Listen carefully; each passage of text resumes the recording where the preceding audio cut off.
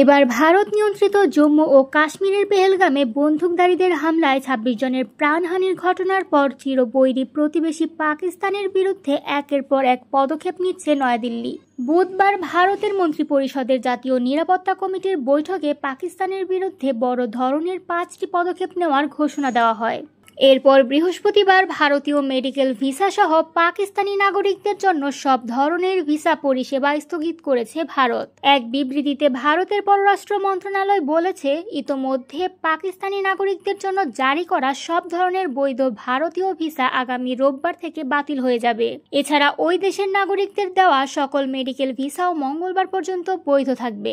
বিবৃতিতে বলা হয়েছে, ভারতে অবস্থানরত সকল পাকিস্তানি নাগরিককে সংশোধিত এই সময়সীমার মধ্যে অবশ্যই ভারত ত্যাগ করতে হবে। দেশটির সংবাদ মাধ্যম বলেছে, যেসব পাকিস্তানি নাগরিকের কাছে ভারতীয় ভিসা রয়েছে তারা ভারত ত্যাগ করার জন্য ৭২ ঘন্টার সময় পাবেন।